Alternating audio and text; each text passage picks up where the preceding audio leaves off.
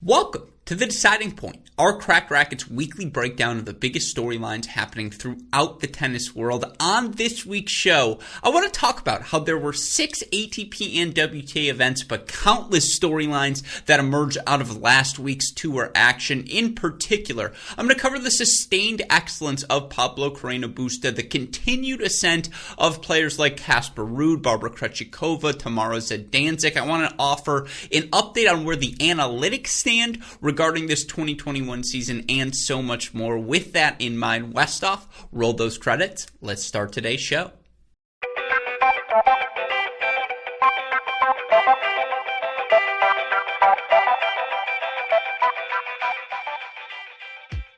A brief update on where things stand analytics-wise in the 2021 tennis season. Let's start with some of our favorite clubs here at Cracked Racquets. And of course, a shout out as always to our friends over at Tennis Abstract, tennisabstract.com. You can find the best database for statistics in tennis. Let's start with our top 15, 20, and 25 clubs on the women's side. Again, this metric measures the players that rank top 15, 20, and 25 in both hold percentage, how frequently they're holding serve, and break percentage, how frequently they're breaking serve. You look at the top 15 club on the women's side, it's the same 4 names we saw coming into the week. Sabalenka, who ranks first over these last 52 weeks in total wins. You've also got Ons Jabeur, who ranks 4th, Iga Swiatek, who ranks 6th, and then Garbine Muguruza, who ranks 9th. You move beyond that to the top 20 club. 4 other names introduced into that club, a new name joining that list this week. You've got Sakkari,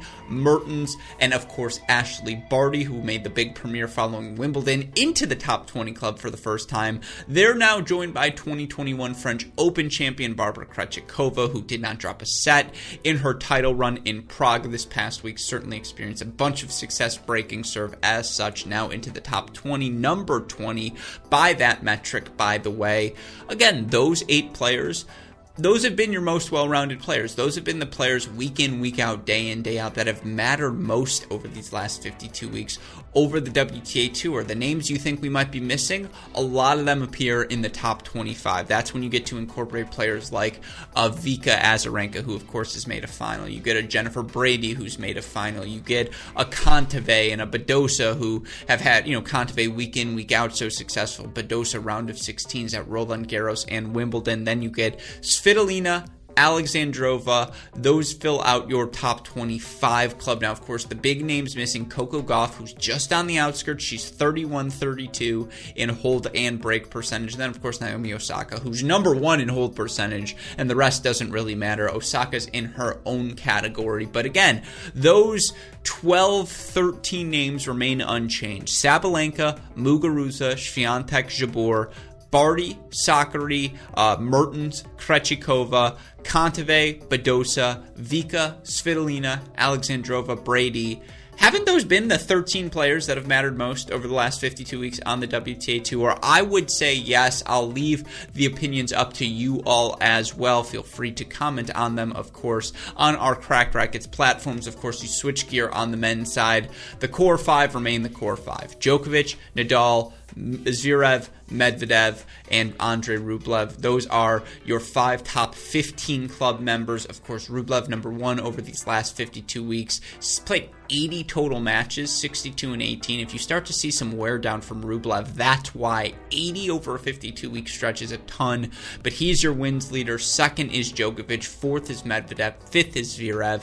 I think Nadal's like 11th, but of course we just don't see him play as many events as the other guys, so it makes sense that that's your top 15 club. Some movement in the top 20 range. Karatsev still there.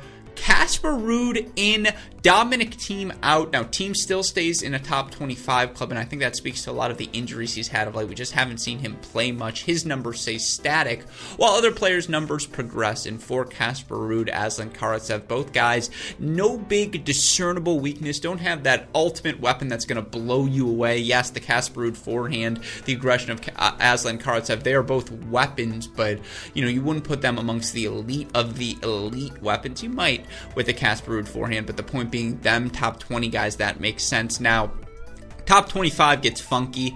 It's Coric, Dimitrov, and Dominic Thiem. I guess those are three guys who have had a lot of injuries. So interesting that their metrics, statistics are still a fan of those three. We just need to see them healthy back out on court. But those are your top 15, 20, 25 clubs on the men's side. Those names staying relatively static. Of course, you look at the ELO ratings. I always like to look at the 2021 because they do a great approximation of telling the story of this season. The most notable numbers that stand out to you, that Tamara Zidansek all the way up to number 23 on the women's side, and then of course on the men's side, he's been up there all year long, but Jensen Brooksby up to number 22. That's ahead of guys such as Yannick Sinner, Roberto Bautista Agut, and Roger Federer, Karen Khachanov. I don't know if I'm ready to have Brooksby ahead of those players quite yet, but that speaks to the success he has had across levels of late. Jensen Brooksby, one of your unequivocal superstars here of 2021. Those are,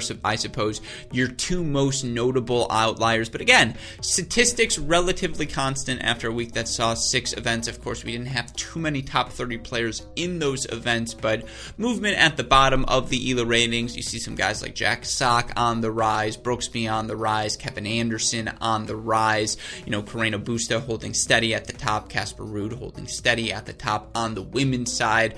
Again, it's players like Zidansek, it's players like Clara Burrell, Barbara Krejcikova who keep running up the women's side, and then Yulia Putin-Seva and Helena Kalinina, and then of course, again, just week in, week out. I feel like it's always someone new, so it's a very fun time to be a tennis fan. Those are where your analytics stand, but again, things are always constant, things are always changing. That's what makes it so enjoyable to be a tennis fan.